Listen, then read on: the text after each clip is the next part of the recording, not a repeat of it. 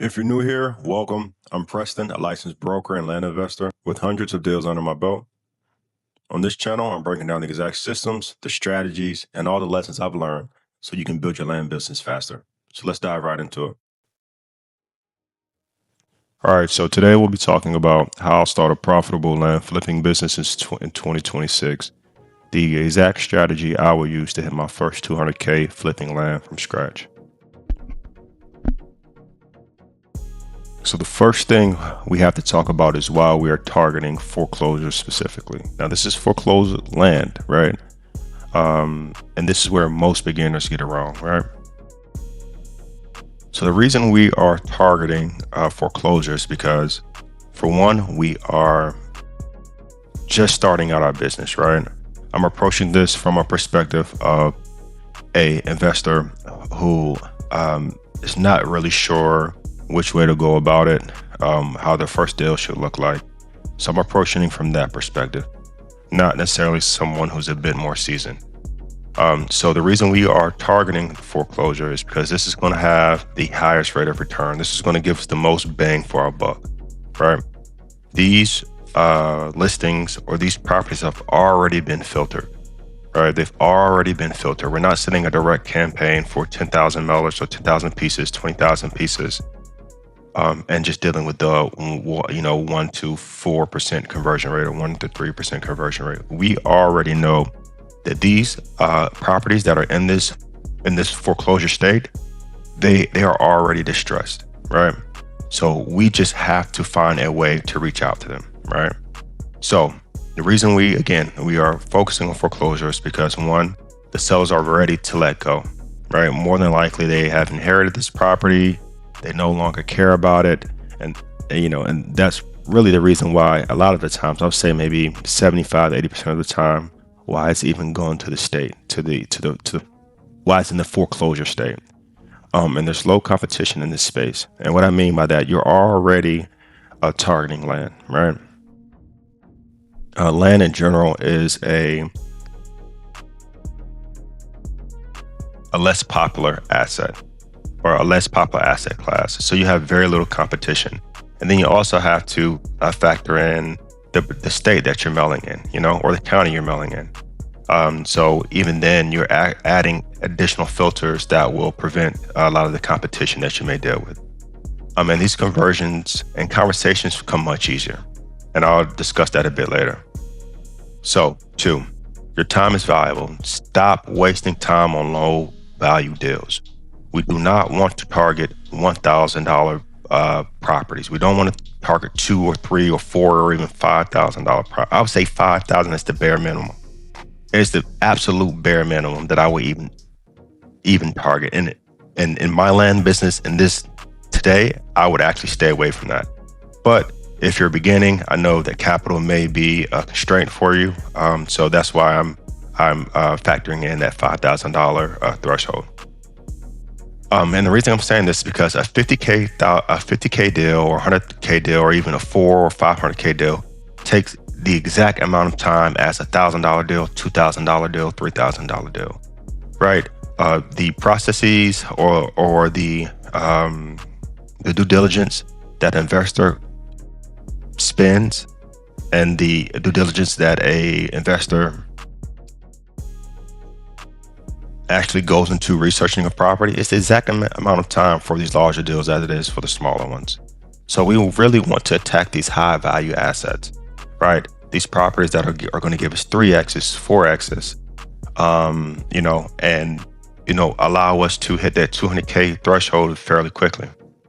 And this is really the most important part of this, video today, or this lesson today, is really stop wasting your time. Okay.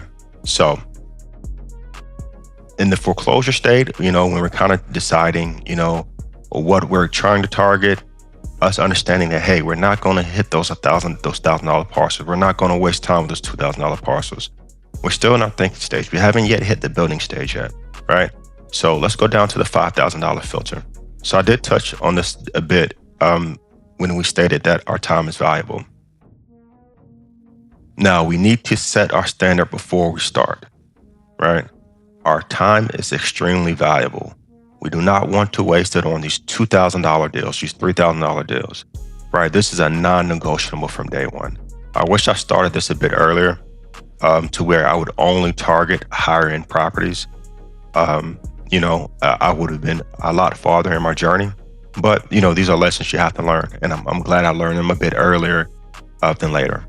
And again, and this actually ties in with our second point, is that our time is valuable. We want to protect our time at all costs. And again, this is the minimum threshold. And the only reason I set this threshold is because if you're beginning, then money may be a restraint. But to be honest with you, and we can cover this in another video, and let me know if you guys want me to cover this, or if you guys want me to cover this, is that if you have a really good deal, money is really easy to find, right? So it's just more so building that contact list and knowing how to find those people and knowing how to present a property to where, an investor may be interested in. If you have a property, send it over to me. I'll be more than happy to take a look at it for you. All right. And step 4, right? We need to know our seller, right? So we know that they're already in distress, right? So the conversation starts a bit differently, right? A lot of times when you're having these conversations, and you have to have these conversations in order for the property to be sold, they really don't care about the property. A lot of times the taxes on these properties are built up, sometimes 5, 10, 15. I've seen in certain counties it's 15 years overdue. So, once you actually reach out to these sellers, they're ready to sell. They could really care less. So the fact that we're able to pay the taxes, the back taxes on these properties, the fact that we can present the seller with an offer to where they're actually making money on this deal. And 2, and this actually builds on one of our previous points, that we're targeting high-end properties to where we actually have a bit of leeway baked in there, right? So let's say we're targeting a $100,000 purchase price or a $200,000 purchase price. And I'm giving you an example of how it would operate now. You may have, let's say, $3,000 or $4,000, back taxes in there, right? So you still have a little bit of leeway in there to where everybody can win. And that's what's really important, is creating win-wins. And you are solving the existing problem, right? The problem is the seller has back taxes on the property. They no longer care about the property. So we're really killing 2 birds with 1 stone. We're making sure that the seller's taken care of. We're making sure that the county gets the taxes on the property, which is all they really care about. They could care less about the actual property itself. They just really want the back due taxes. So we need to approach every call with that in mind. Great. So it's time to build our list. So we are pulling directly from the county, and this is just one of the examples. So a lot of times with these foreclosures, you can either get them from the county in some states, or some counties that you get it from the sheriff. Sometimes it's done through a third party, like law office or something. So you can really, it really depends on the county. It's county specific. But normally, I think one of those 3 is normally a good option. And you can do this clean or manually. We can do it manually, or we can do it through AI. We do this through AI. When we were first starting this list, we were doing it manually. And to be honest with you, if I was starting out, I would probably do it manually just so I can kind of get my reps in and exactly know what I need to be doing before I start building that tool and scaling that part of the business or that technology. So if you're just beginning, I would just pull them manually. You're probably looking at most maybe 100 or 200 properties, probably around 100 to be honest with you. And then we would skip trace those to get the owner info. So not only do we want the owner info, we want their next of kin as well. So any brothers, sisters, cousins that may have any type of idea about that property is who we are trying to reach, right? Because they are going to allow us to begin that conversation. And that's all we need to do. It's just to begin that conversation, because we already know that the seller is looking to sell, right? We've already pulled that lever. So we just need to find somebody who knows anything about that property. We can get in direct contact with the property owner, great. Or we can get in touch with a sister or a brother or a cousin or, grandchild or something like that, that's perfectly fine as well. Now it's time to craft our letter, right? So granted, we've already skip traced the owners, and this is going to be done through multiple ways. Let me know if you would like me to create a video on this. Then it's time to craft the letter. Now, our goal, so we need to kind of approach our letter with our end goal in mind. Our end goal is to open the conversation. So we really want to keep our letter as simple as possible, right? So you have to understand from a seller's perspective, they probably receive all types of letters wanting to buy the land. They've already received, 2 or 3 text messages wanting to purchase their land or something. So a lot of times that's not necessarily the best way to go about it. The best way to go about it is as simple as possible.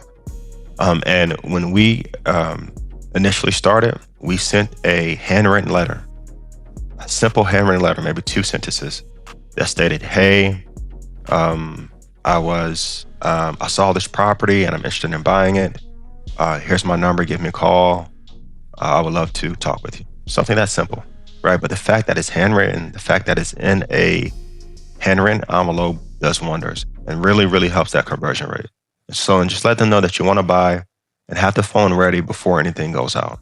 All right. So this can be your personal number, which I advise against, but it can be a voice over IP like a Google Voice number or, something else like that. Now it's time, step 7. It's time to send and execute. And before I talk about this, these are the type of letters that I'm talking about, right? This is just an example. Handwritten letter, very simple, 1 or 2 sentences, handwritten in an envelope, you're good to go. All right, now it's time to send and execute. We want to let the list do the work for us. Send those letters out, send them out, wait for the calls to come in, take the calls, make the offer. It's that simple. Understand why they want to sell, which we should already know. Understand the history behind the property, which we learned from the county, the environmental health department and the planning department, and a direct call with the seller. We find out, the outlay of the land, the elevation of the land, the topography of the land, and then it's time to make the offer. And it's really that simple. It's really that simple. Take it through title, and you're ready to close. And once you're finished, this exactly is how you will feel. I promise you. I remember when we were doing our first deal, it was just really a proof of concept that, hey, this is actually doable. This is actually a real thing. And that feeling that you get once that wire comes through and hits your account, it's unbelievable. So this was actually one of the deals, and I'll actually talk about this a bit more in the video. But this was a deal that came through one of our foreclosure mailings. And this is a 2-part deal as well. And if you guys want to hear more about that, just drop a comment and I'll be more than happy to go over everything with you. But in 2026, this is the strategy that I would use. This is the exact strategy I would use to hit my first 200,000 in my land flipping business from scratch. So happy investing. I hope this video was beneficial. And can't wait till the next one. You guys take it easy now. Bye-bye.